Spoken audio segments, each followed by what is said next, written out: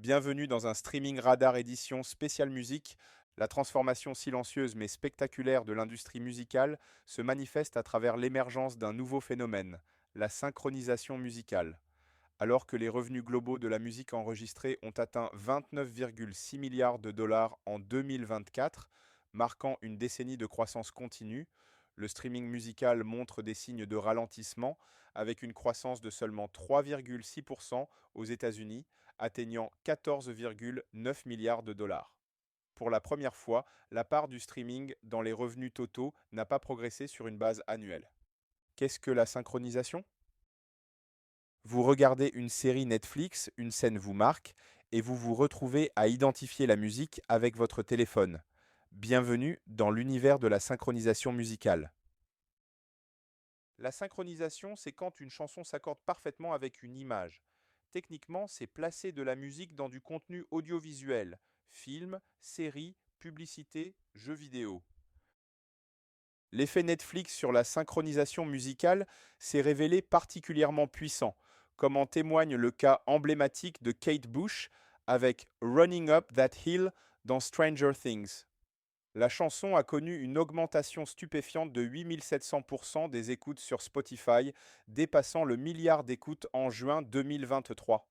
Les retombées financières ont été considérables, avec environ 2,3 millions de livres sterling générés uniquement par le streaming. Cette résurrection musicale illustre parfaitement le pouvoir des plateformes de streaming vidéo. Un phénomène similaire s'est produit avec Gugumuk des Cramps grâce à la série Wednesday. Les écoutes quotidiennes sont passées de 2500 à 134 000 aux États-Unis, soit une hausse de plus de 5000%. En une seule semaine après la diffusion, la chanson a généré plus de 13 000 dollars, démontrant l'impact immédiat que peut avoir une synchronisation réussie. Bien que la synchronisation ne représente que 2,2% des revenus de l'industrie musicale, 0,6 milliards contre 19,3 milliards pour le streaming, son impact individuel est considérable. Un placement réussi peut rapporter de quelques centaines à plusieurs centaines de milliers de dollars, contrairement aux 0,03 à 0,05 dollars par écoute en streaming. Aux États-Unis, les revenus de synchronisation ont bondi de 29,9% au premier semestre 2022, atteignant 178 millions de dollars. La guerre du streaming entre Netflix, Amazon Prime, HBO Max, Disney ⁇ et autres plateformes a provoqué une explosion du contenu original.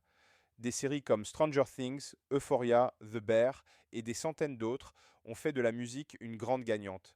HBO a particulièrement excellé dans l'art de transformer chaque épisode en événement musical avec Euphoria, dont les playlists officielles ont vu leurs écoutes augmenter de 400% sur Spotify, générant plus de 600 000 playlists créées par les fans en moins de 2 mois.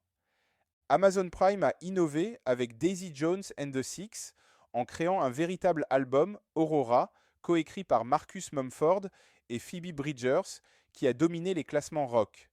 Cette approche démontre comment un univers musical natif peut générer des ventes physiques et du merchandising au-delà du streaming. Les défis actuels sont nombreux. Les grèves d'Hollywood ont conduit à une recalibration des budgets, mettant fin à l'ère du surinvestissement. L'intelligence artificielle pose des questions de droit d'auteur, les développeurs utilisant de la musique protégée pour entraîner leur système sans autorisation. Paradoxalement, l'intelligence artificielle offre aussi des opportunités pour optimiser les processus de recherche et de découverte musicale. Les nouvelles tendances de découverte sont dominées par le visuel, particulièrement chez la Gen Z, où 82% découvrent la musique via des contenus visuels, contre seulement 23% via les recommandations audio traditionnelles. L'effet TikTok crée une boucle virale, placement dans une série, relais sur les réseaux sociaux, puis remontée dans les charts traditionnels. Kate Bush en est l'exemple parfait, avec des écoutes multipliées par 400 sur Shazam et plus de 54 000 TikTok utilisant sa musique. Pour s'adapter à cette nouvelle économie, les artistes et éditeurs doivent optimiser leurs métadonnées, ISRC, répartition, paroles time-codées, clarifier leurs droits avec des tarifs séparés pour les licences mondiales SVOD et bandes annonces, fournir stem et versions instrumentales, préparer leur marketing cross-média et surveiller attentivement leurs performances via les dashboards PRO Label. L'entrée de ByteDance dans le marché avec EasyOD marque une nouvelle étape. Cette plateforme de licence musicale propose 60 000 titres rights cleared et est développée par l'équipe Sami spécialisée en IA musicale. Leur modèle Melody, entraîné sur 257 000 heures de musique, illustre l'importance croissante de la technologie dans l'industrie. Cette initiative, survenant après la fermeture de TikTok Music en novembre 2024, suggère un repositionnement stratégique vers les services B2B. Trois tendances majeures se dessinent pour 2025. L'essor des chaînes gratuites financées par la publicité, Fast and Avod, le placement musical guidé par l'émotion grâce à l'IA et l'expérimentation de la monétisation directe via des boutons Acheter la chanson sur les plateformes de streaming. En conclusion, alors que le streaming atteint un plateau, la synchronisation devient cruciale pour les revenus musicaux.